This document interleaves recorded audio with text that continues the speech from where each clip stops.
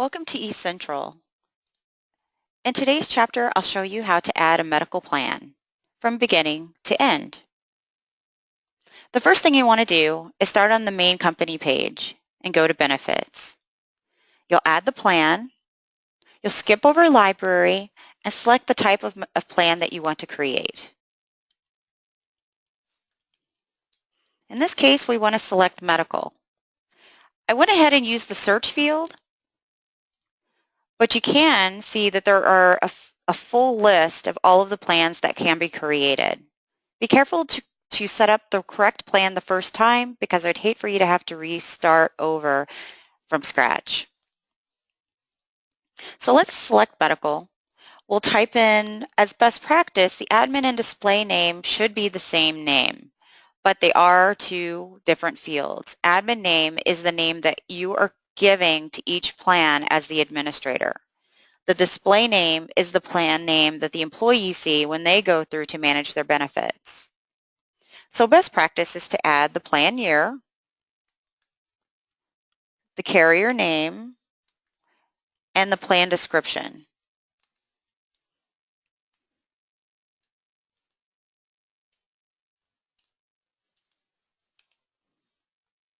Then we'll set the effective date, and we'll skip over duplicate plan. That's an option that you use when you're preparing for a renewal. Then we'll add the plan.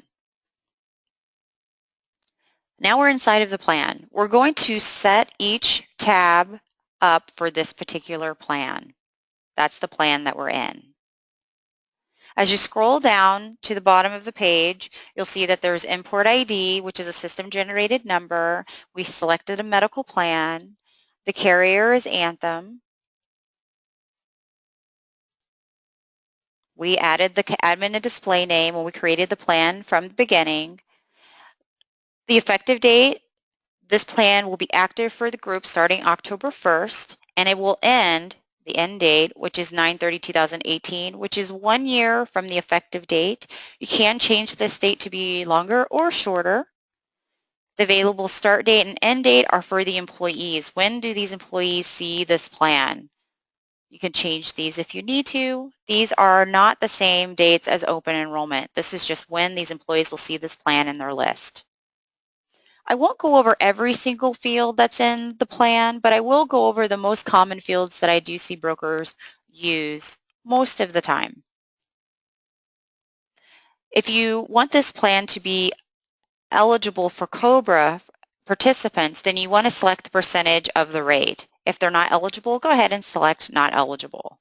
Bank information, you can turn that on. That way the employee can provide bank information, mostly used for 401k, FSA type of plans, if the employee does need to provide their banking information based off of that particular plan. You can add your producer number here if you'd like to. We're going to skip over to the primary care provider ID. This is the doctor's number and provider name, which is the doctor's name. These are required fields if you turn them on, which means the employee will not be able to complete their enrollment and sign their application without this information. The Independent Practice Association OBGYN name and number are by request, so the employee can voluntarily provide that information and still complete their enrollment. Next is deductible, office visits, inpatients. All of these fields here will more than likely pre-populate once we pull in the rates. So we're going to scroll back up to the top of the page and go to eligibility. We're going to skip over this part just for now because I believe it will pull in that information once we go into the rate section. We're going to move over to eligibility. This is where you'll set your rules for each employee when they're eligible. You'll notice there's an eligibility name. If you don't have different eligibilities where you have teachers and you have faculty members that have different eligibilities by rules, by waiting periods, or maybe they have a larger contribution, then you can use this eligibility name. Please reach out to our team if you do have additional questions on eligibility. We would be happy to walk you through that. Require enrollment, you can require only the employee to automatically enroll in certain plans. So you can choose that employee only option. You would only want to use that if the employer is paying 100% of the plan. You can also use the employee and dependents option, but it will automatically force employees to enroll in that plan, the employee and all of their dependents. For now, I'm going to leave that open. Policy number, subgroup number, provider network name. You can provide that information if you have it handy. Tax determination, domestic partner tax. These can be changed. We have defaulted to what's most commonly used for this particular plan type. Waiting period is set to 0 days, but you can change this to be 30 days, 1 month, first of the month would be the entry date, and there are several entry dates that are here that you can change the plan information to. Termination date, we have set to end of the month, but you can change it to immediate. And same with age determination. You'll just choose the option.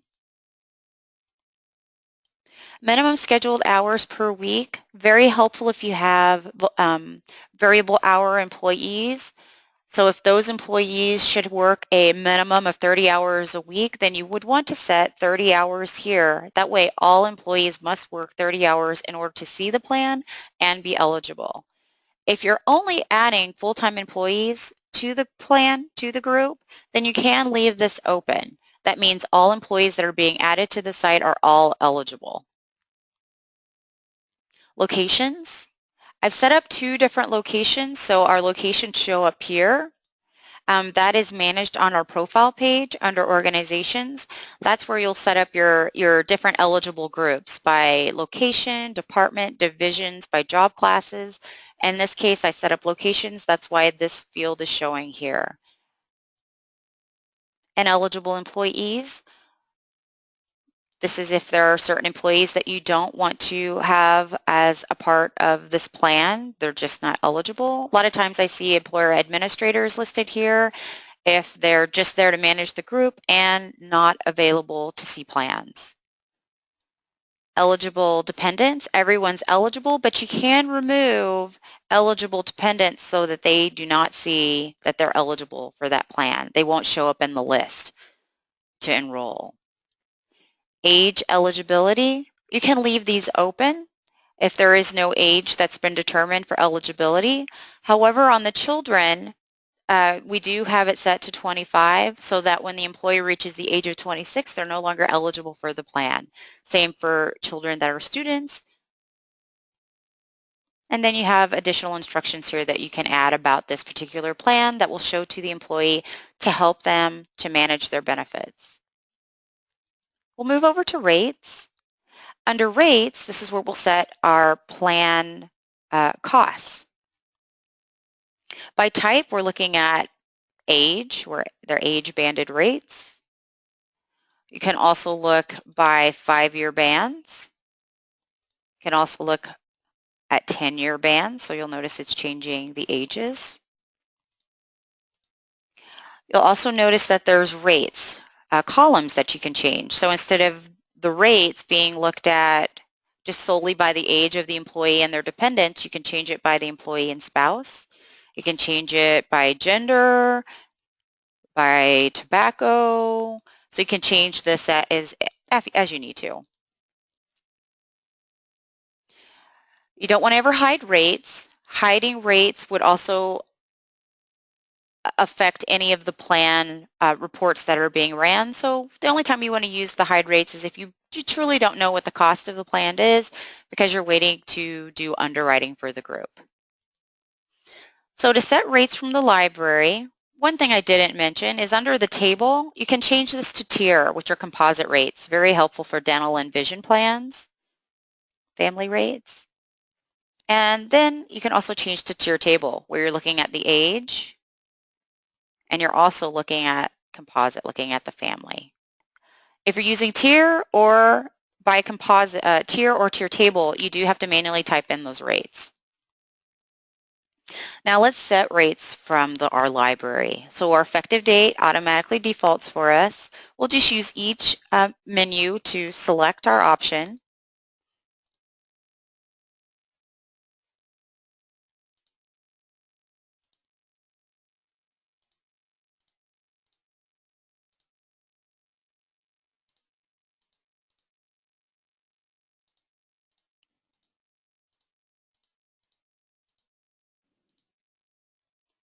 Here's Anthem.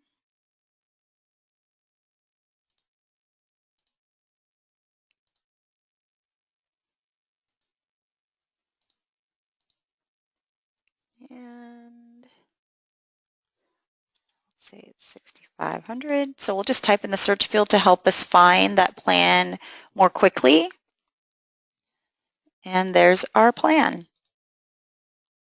Now we'll set rates. Here is the list of all of our costs by age. It automatically pre-populated for us from pulling in from the set rates from library. We'll move over to contributions. The contribution type can show as the employee, employer, or a base plan. In this case, I'm going to show what the employer's cost is going to be to each employee and their dependents. In this case, I'm going to put a 80% contribution that the employer is contributing to the employee only. Notice that the default shows zeros here. We're going to leave those zeros in place, which shows there's no contribution being made by the employer to any of the dependents. And that's it. We'll add the form. So it says start typing to add form. You'll just type Anthem. You'll notice here are the plan names. It'll also list what is the most up-to-date. So you'll just want to find the most current plan, carrier application. So it looks like we want to stay in California. We don't want to go to Colorado since we're looking at California.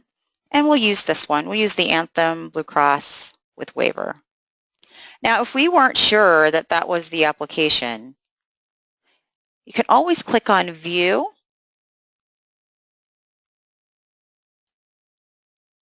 And then just take a look over the application, make sure it's the right one.